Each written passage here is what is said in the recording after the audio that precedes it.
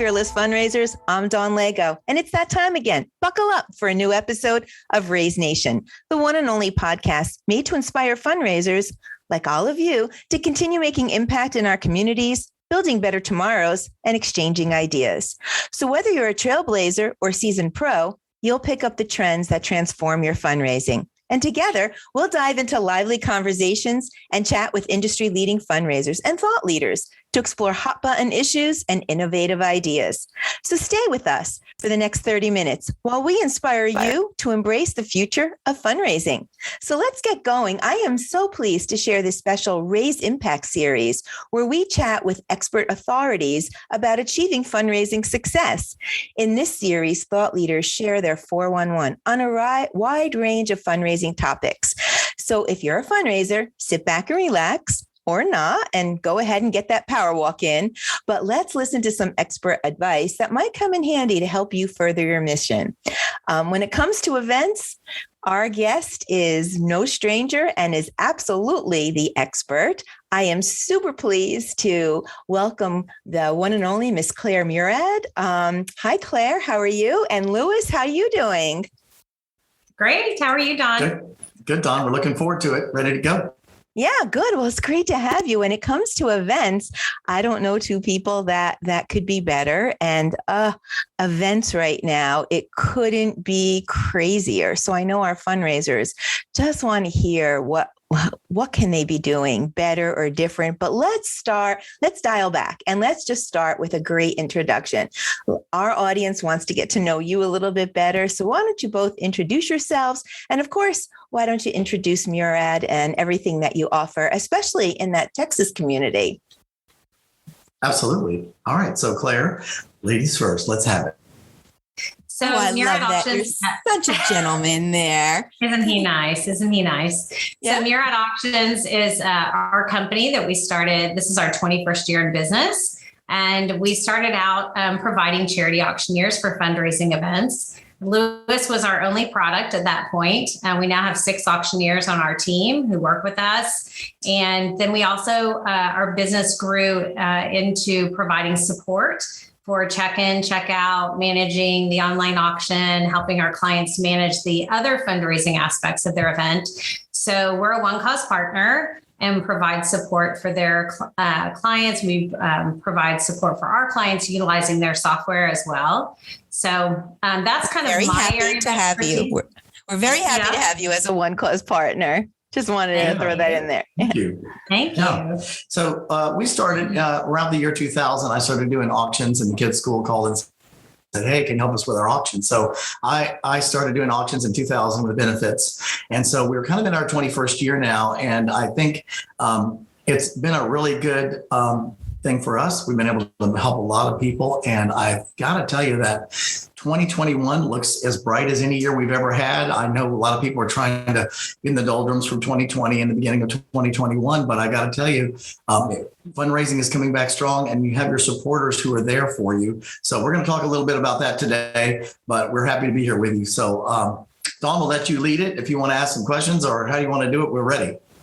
Well, you guys are always ready. I guess the biggest thing is we know fundraising's strong and continues to be strong, but events, I mean, coming out of this pandemic, which I don't think we're out of yet. Sometimes I feel we're going right back in as we think we're coming out, but nonetheless, events have changed, and but the importance of connecting and engaging donors has not, and the importance of fundraising has not. So I just got to ask the big question. What are you seeing out there? What should fundraisers be doing? What's happening with events and event success? Go.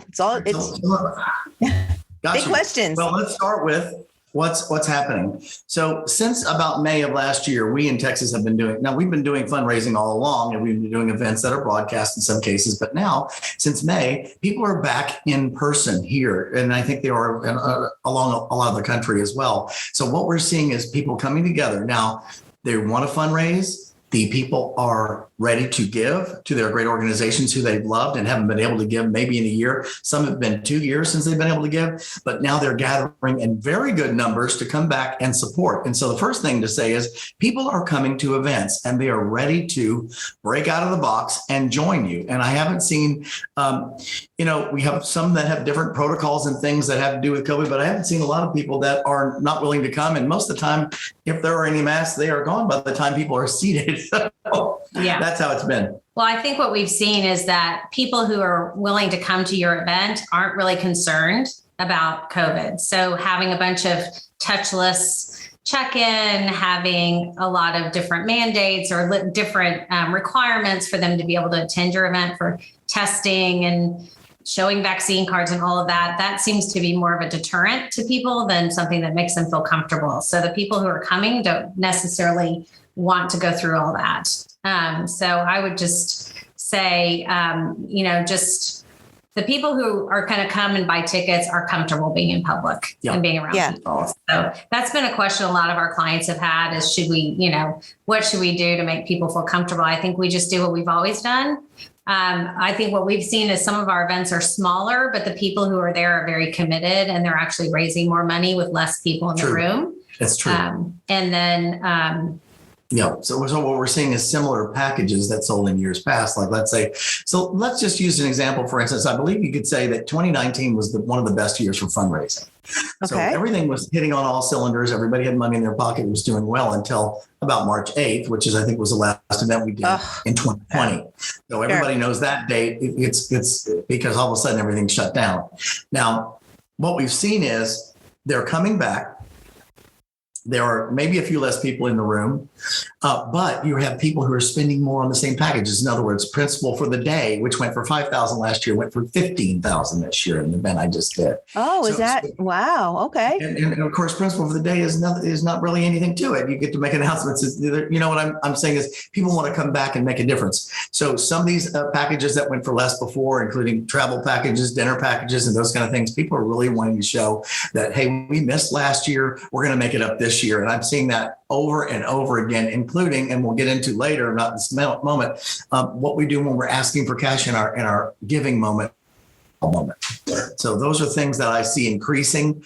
And also people are not as worried about coming. So they're in better shape. But some of the clients are saying, hey, people should I do less items? No, you don't need to do less items because they're all bringing good money.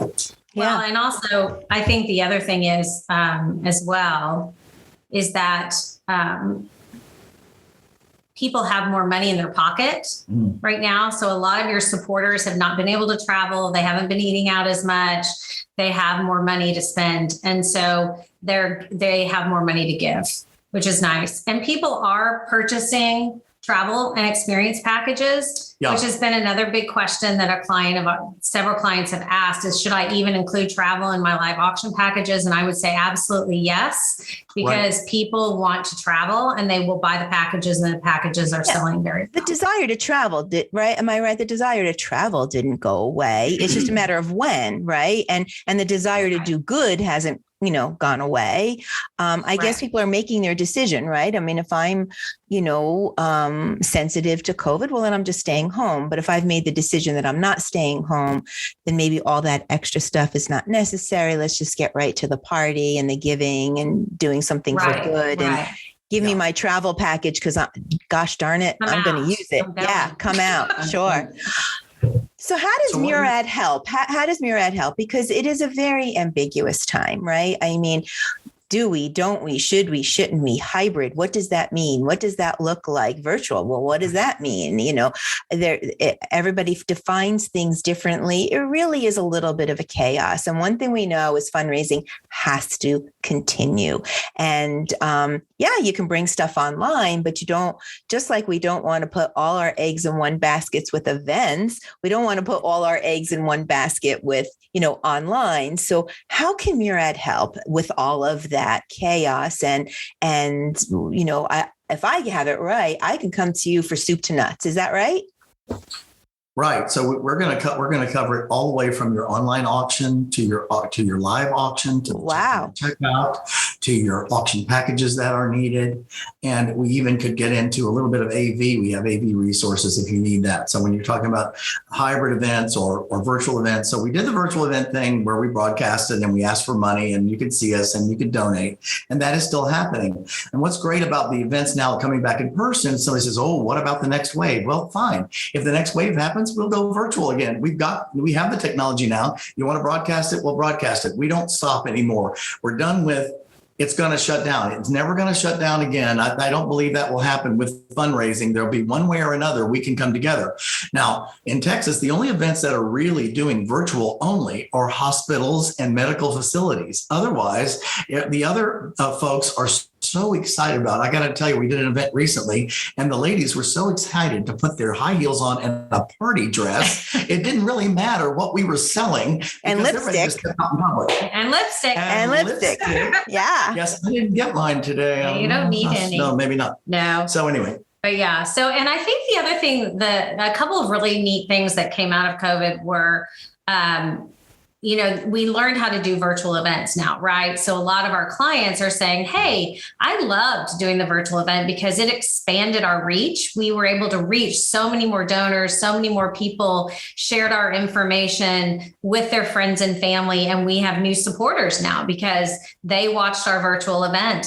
And a virtual event doesn't have to be something super complicated. It can be showing your mission video, maybe having a speaker who comes online and then asking for donations. So it doesn't have to be super complicated. No. And I think some of our clients now are considering doing an in-person event and then 6 months later doing a virtual event. Diversity, just like we do with our, with our money, right? We diverse our holdings and our stocks and all those. I don't know. I'm not a financial person, but diversity is good everywhere, including fundraising. And that's what we learned. That's a silver lining for sure. Right. Well, I think. And Murad does it all. Murad. So if I came to you and I wanted to do virtual or hybrid or in person or one of these things, you can help me no matter what I'm doing, right? Is that right?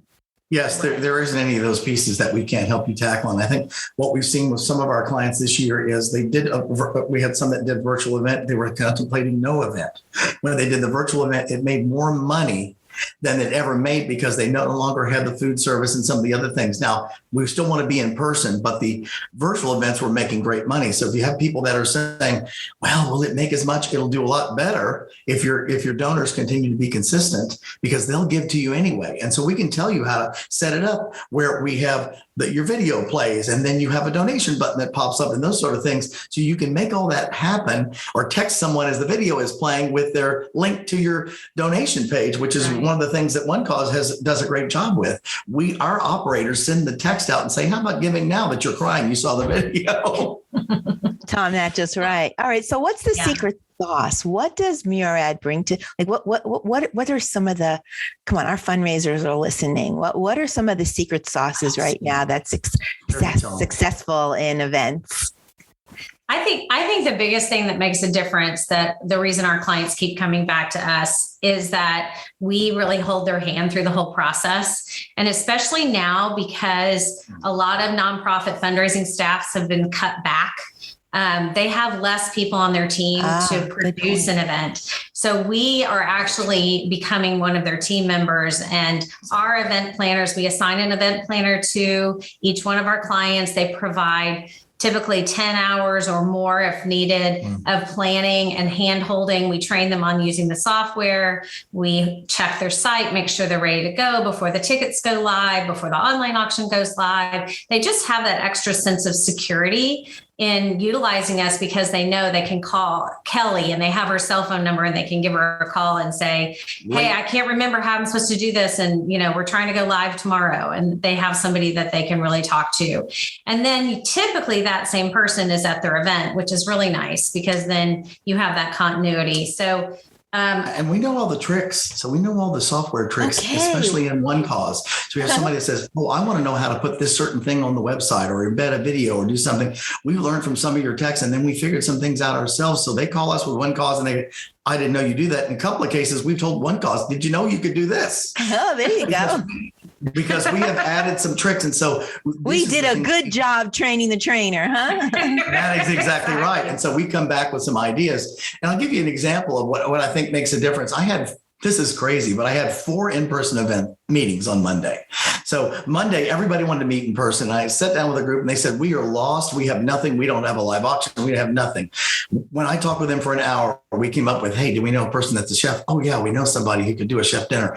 Do you have somebody who'll give in the cash call? Do you have somebody who'll start out? Yeah, usually somebody gives 10,000. Okay, that's the start of the cash call. Hey, let's look at our timeline. By the time I left, they said, it's done. We had nothing. And when you left, we have everything. Our event is ready to go. In an hour, you took a client from nothing to everything. That's pretty impressive. Well, that's what they said. I think they were feeling pretty desperate. Their events in 3 weeks, but 3 weeks.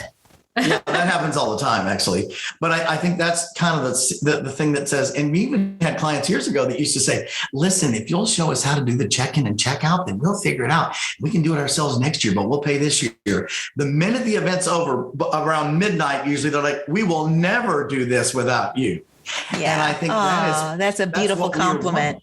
Yeah, that's a beautiful. And that's what we strive for, is that comment, which is, please call us back. We'd love to work with you. And of course, we have this great relationship with these people and they love working with us. And it's just this mutual admiration. We love the people who are raising money for all these fabulous causes, and we get to be a part of it. And that is just makes our job so wonderful to really. Well, as a fundraiser, you don't want to be in the weeds, right? You want to be connecting with your donors and thanking your donors and finding those, deep-pocketed people who have supported you for years, or not deep-pocketed people, your volunteers, and making those connections and engagements. Let Murad worry about the caterer and, if they got the, twice baked potatoes, right?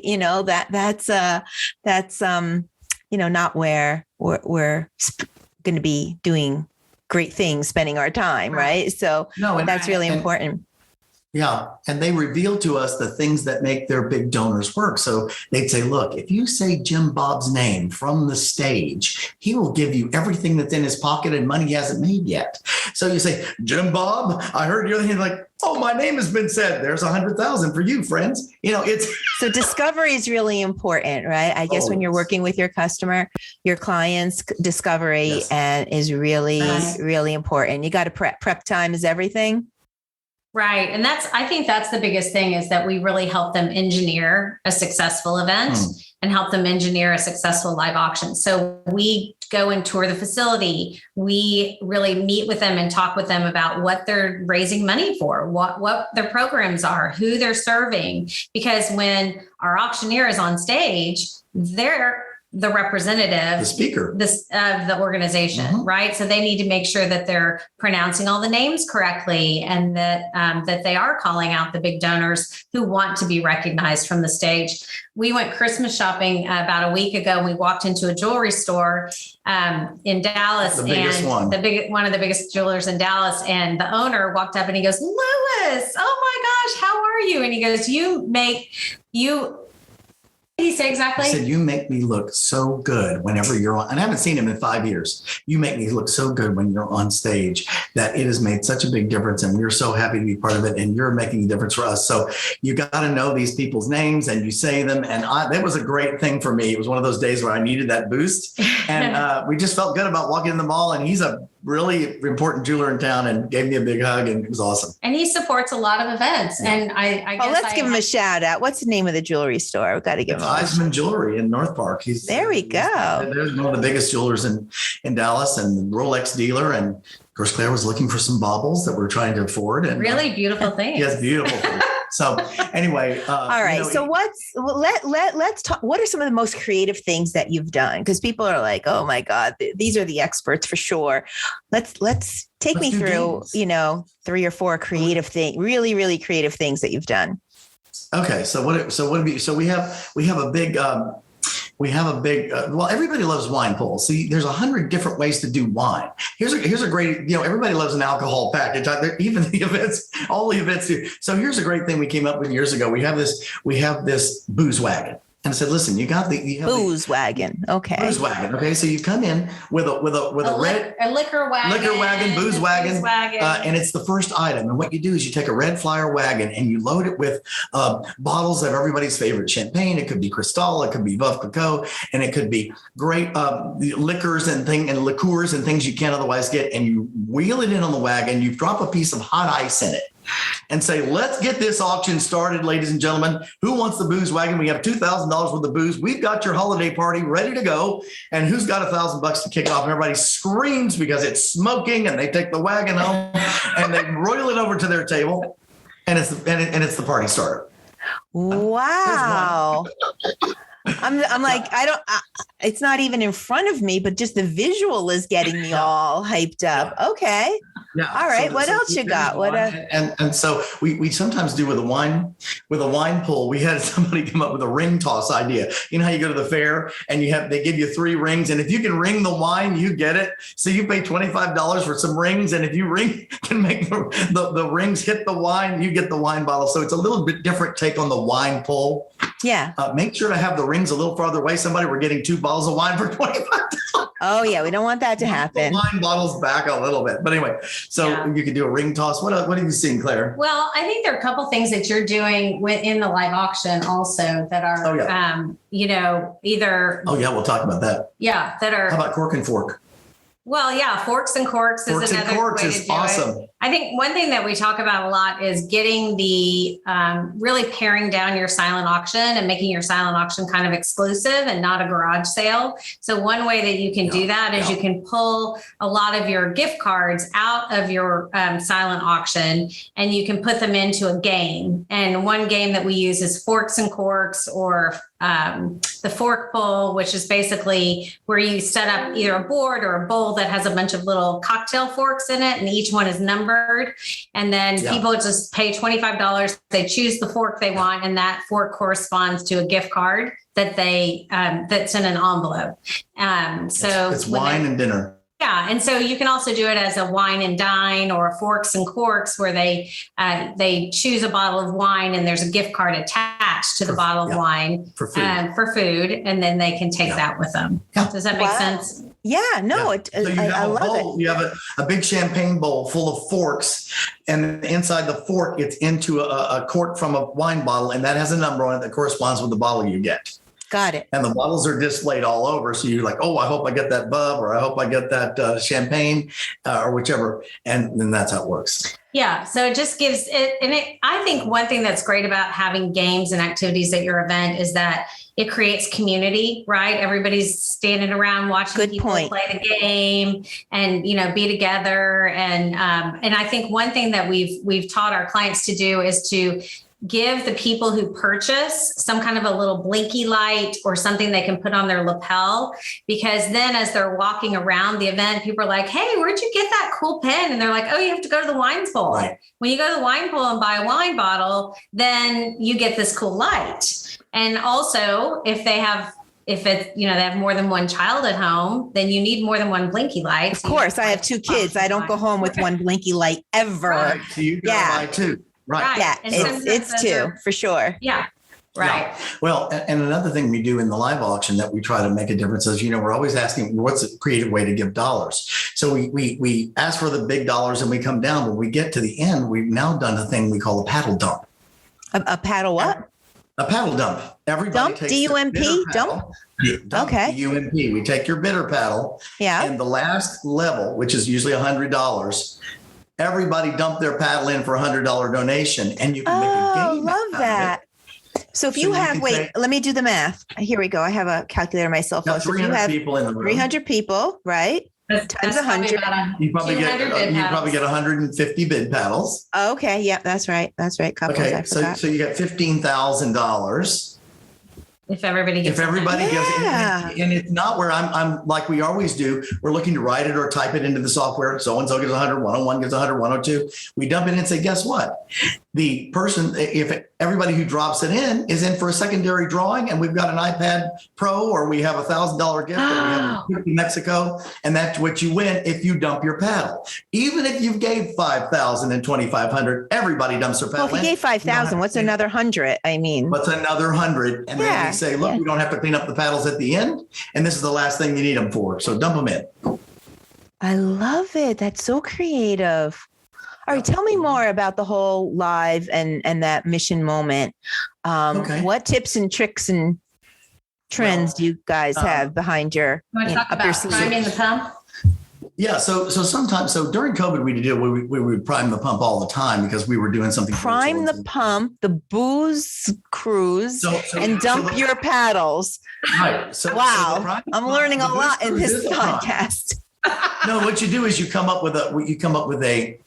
You got items that are going to bring 2, 3, 4, 5,000. You got to break the ice. So one of the ways is to do the booze wagon, and you start them low. But another way is to take, let's just say I got a magnum of champagne, or I have. Oh, this was such a cute idea for White Rock Elementary. Yes, this will be better. No, that's it. Oh, that's what I'm telling you. All right, so. Which one are you thinking of? Yeah, the one where we had a bottle of champagne, and so it was a virtual event, but it was for a neighborhood public school. So everyone lived in the same neighborhood. They were all at home watching the virtual event. Yeah. So we had a bottle of Clicquot, and it was a Magnum, right? Yeah, and it came with some other goodie cookies, whatever. Right. So that was the first live auction item, and it was going to be delivered to them that night. No, in 20 minutes. Yeah. They were driving from the event. We were at a country club, and they drove, and the first item brought $1,000 for a bottle of wine or whatever, and they drove it to their house and gave it to them. And they while we were doing the event, they could drink the champagne. Because it was a virtual event and everybody was at home watching. Yeah, they did a delivery and celebrating there at home. They all had, and so we sold this bottle of wine. You did not. Did you really? Yeah. Oh my gosh. Yeah. So, but in an event where nobody is at home and you're doing a live event, and you're trying to get it started. So the one thing we talked about is we had some events where we started with a cheap and inexpensive item. So we have one event that said, we got this thing, we're going to do this Bible study. It was for a Christian organization. It said, we have the Bible, we have a leather Bible cover, and we want to see it. Let's just start it out with the Bible cover, and you get to be in the Bible meeting with your favorite priest, whatever it was. And he said, how about $100? Well, that Bible cover, and I said, it's real leather, went for $1,200. It did. Yeah, because it was like, okay, you see, now we're warmed up. Now let's sell the trip to Cabo and get the 35. Oh, I get it. Because now everybody's bidding. I wanted to see everybody raise their paddle. Everybody can do 100, 200, 300. Not everybody can do 2,000 or 3,000. Right. So you need these warm-up items. Well, and you want to also have something for the not super rich people to be able to do. You want everybody to be able to participate and have fun, right? And sometimes there's a live surprise. Right. Another item that sells well is kind of that first item is Chick-fil-A for a year.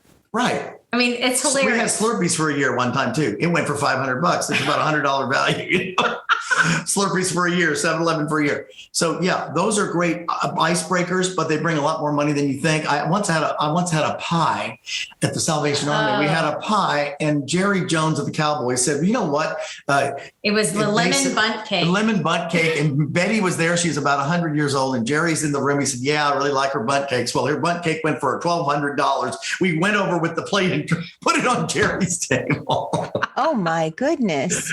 Yeah. So those are fun. Those are fun kickoff items that'll get you started. So warm up the live. Okay.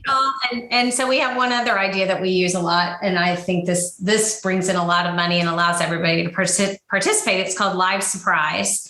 And so the way it works is that you have a bunch of little boxes, and each box has some type of keepsake inside. So let's say it's a cork topper, or it's a paperweight that has the name of the nonprofit or something that goes along with your event and is inside each box. But one box has a pair of diamond earrings in it. Right. And so each box costs $100. $100 a box. Nobody knows it's happening. Can't open it until the auctioneer says. Okay. So what happens is the auctioneer explains, hey, we've got this. It's the very beginning of the live auction. We're doing a live surprise tonight. We've got 100 boxes, or let's say 200 boxes for a room of 500 people.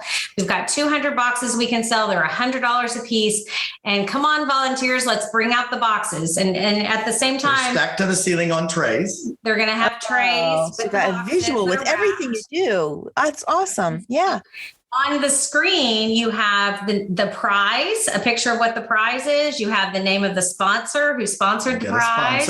And then you have your DJ playing some fun music while they're flooding the room, and all the volunteers are coming out in the room with these boxes, and everybody's like, I want one, I want two, I'll buy them for my whole table. And they're buying the boxes. So we're taking their bid numbers and giving everybody a box for a bid number. And then and what you get to say is, hey, are all the boxes sold? We just raised $20,000. Haven't done one live auction yet. This is going to be the best night ever. Let's get rolling.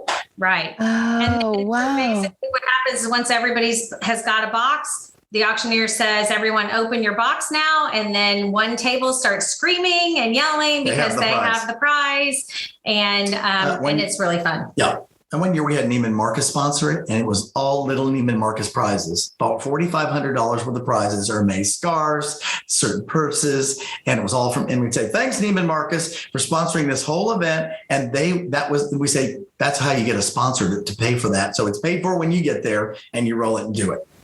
Wow. Oh my gosh, the two of you are just so exciting.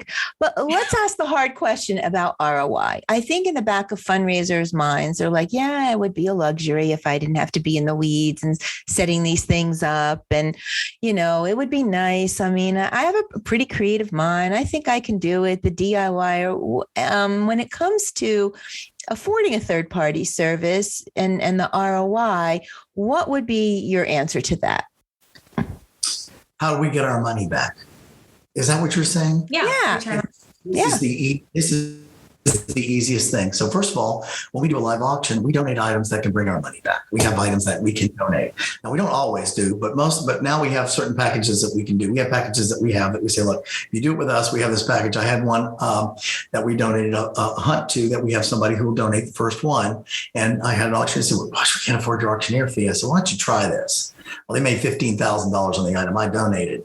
Now, that was no problem. We pay for ourselves. We also pay for ourselves when we do these tricks. When we come up with an idea, says, look, here's how I'm going to pay for me. We're going to do this fundraiser. It's going to make $10,000. I know you can call over at Neiman's or this place or that place to get your top sponsor. Don't they want to be seen on every box? We'll do a little box with their name on them. No problem. So these are the way we add value. And then you look at the numbers. So this is what happened to us 10 years ago, but it's increasing now, which is look at how you did before you had us come in and how you're doing now. We did the largest fundraiser in Dallas a couple of weeks ago, and their numbers went through the roof, and they were nervous about switching from paper, which they've been doing for 100 years. Yeah, they've never done mobile bidding. They've never done mobile bidding. And I think the other thing is too, that because like utilizing one cause, because we have these great reports that come out of the software, then the client can easily see their ROI, right? They can look at last year and compare it to this year. We can look at all the reports and see, okay, let's see which items perform the best and which items perform the worst. Those items that didn't perform well, getting your nails done, a hairstylist, teeth whitening kit. Botox. Yeah. Well, sometimes Botox does well, sometimes it doesn't. But anyway, those packages, why are we wasting our time even soliciting these? Okay. Photography. Yeah. So those types of items need to not be used next year. And in place of those, let's get more of these items that performed well. Yeah. So we can help them. That's part of what we do too, is we look at their post-event reports with them, do a post-event meeting and talk through a debrief. Yeah, so you really are full service.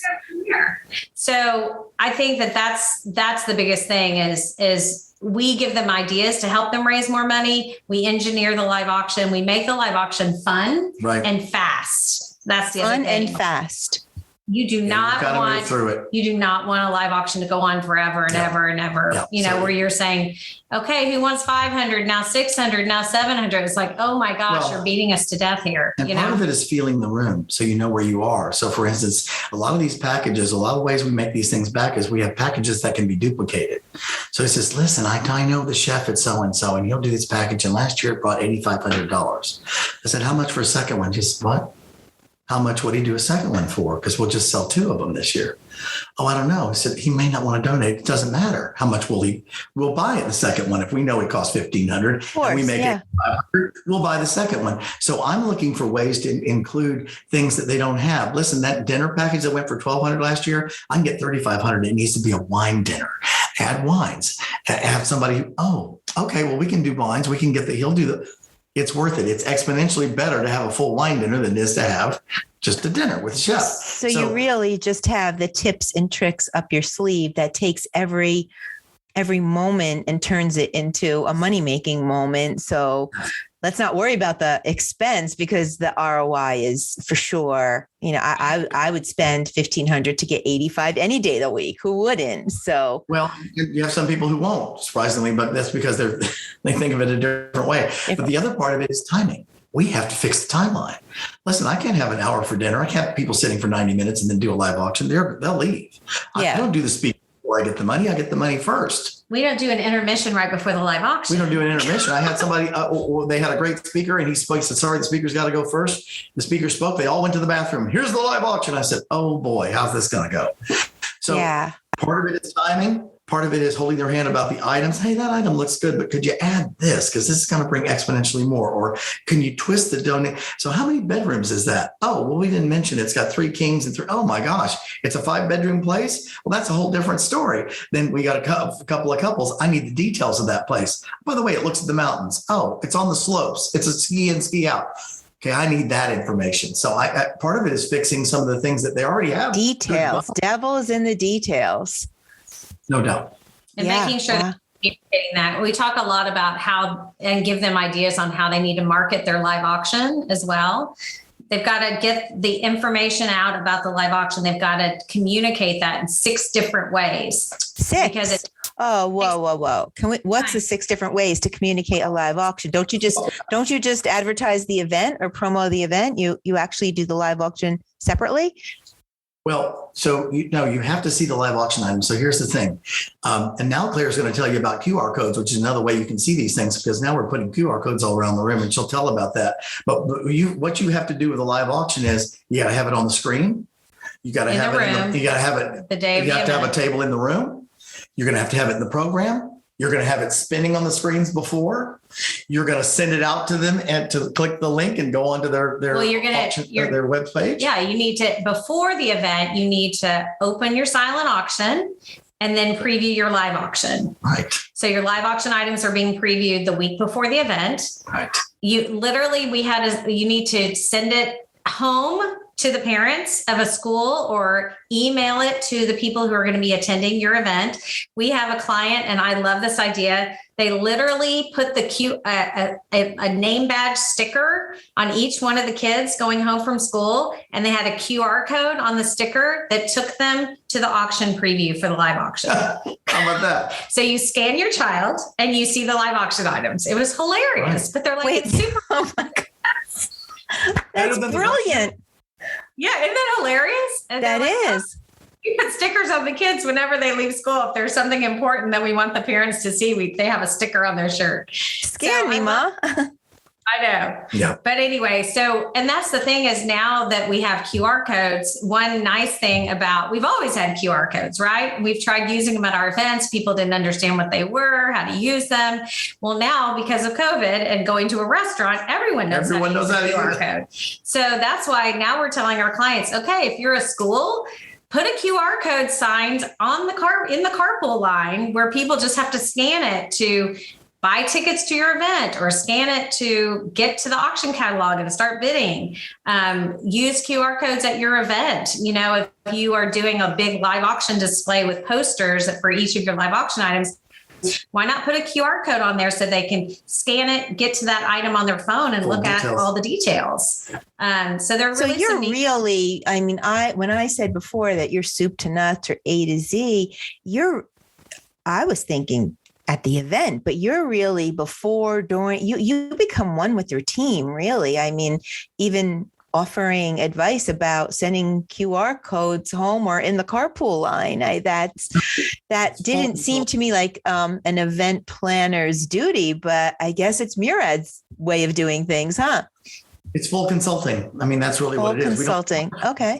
With our package becomes consulting. And then we want you to not fall into the pitfalls because we can't wait till next year to get the money.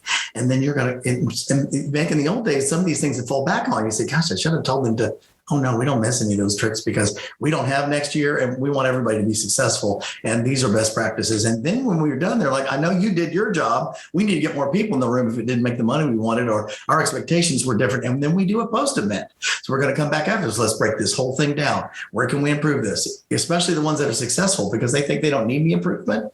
They all need improvement. Always. All have areas. We do a post event and break every piece of it down and say, now next year, I'd add one more person in that silent auction area to help people because they were all gathered around this one item and they needed an extra person. That sort of thing. Or, so full consulting. Yeah.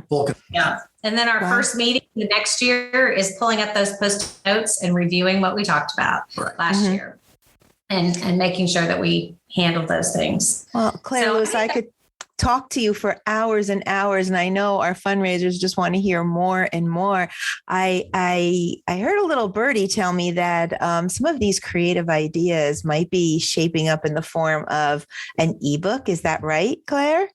Yes, Claire. Yes, we've been putting all of our ideas into an ebook. We're working tirelessly on this. Well, it's been really fun because what we've done is at all of our events, we ask our event managers to take pictures of creative ideas that our clients have. And I'd love to take credit for every single thing that's in the ebook, but our clients are super creative. Some ideas are our own and some are theirs. And so we have some great pictures, great ideas about different supplemental fundraising activities that you guys can use, games and polls and voting. That's very generous of you. I can't wait to see that ebook. It's going to be awesome. It'll be fun. I think it'll be all right. Well, before we go, what's trending in auction items? That's, I think, the last question that we have time for, but tell either what's trending or what's something creative that you need to see on your, as an auction lot. Okay, so what has switched a little bit over COVID is people are more often buying packages that are within the U.S. So we've been getting a lot of whiskey tasting. So, hey, do you want to go on the bourbon trail and go to Kentucky, which is not a package? You know, back in the 10 years ago or 5 years ago, I want to go to New York. I want to go to California. Well, those may be a little bit more difficult to get to. So now we're doing, how about going down the streets of Charlotte, North Carolina? How about a package to the beach in Myrtle Beach? Mexico, strong, never stopped. Cabo San Lucas, great. How many other countries can we go to? We don't do that many. I did sell a trip to Italy a couple of weeks ago, but it has 2 years to travel. Now, Mexico's been open the whole time. We've been to Cabo ourselves 3 times in the last 2 years. So there's no problem getting in and out of there. And everybody wants to be on the beach. So we have Mexico, we have Florida, but we're sticking a little closer to home on some of the live auction packages. So we're being more creative with packages that you can drive to. So for instance, we have a wine country event that we do. That's actually in Texas. Did you know Texas has wine? We have great Texas wines. We go to Fredericksburg. We have a Fredericksburg package. It's drivable in about 2.5 hours. Or we might do let's go to the Texas coast type thing because people want to drive. You know what else is really popular? We have a meet and greet with the Dallas Cowboys. And so maybe doing some things with famous people in your city is really popular. And you know what some of our clients have done too is doing a Zoom meeting with a celebrity. So that's really neat because it doesn't necessarily have to be a big expense, or it could be a connection that you have, but you're not asking them to travel. You're not asking them to be in person. It's either a Zoom coaching meeting or a Zoom conversation, with a celebrity, which I think is kind of neat too. Great ideas. And since you mentioned it, the Kentucky Bourbon Trails, I think we'd be remiss in not extending our heartfelt prayers to all of the people in Kentucky who've been affected by the tornado. And, we wish them, prayers and whatever support we could give emotionally and otherwise. So just wanted to mention that since I heard the Kentucky Bourbon Trail. Yeah. Because that's what we're doing here, right? Trying to, impact communities, build better tomorrows. So thank you guys so much. This was just, my mind is just spinning. You're just a wealth of knowledge. I bet we could probably talk another couple of hours and not even tap all of the creative juices and expert consultation that you offer your clients. So thank you for sharing a little today here on Raise Nation and Raise Impact, and just lending a little bit of yourself to all of our fearless fundraisers out there. And so I have to ask if anybody's listening and saying, wow, this is awesome. How does one get in touch with you?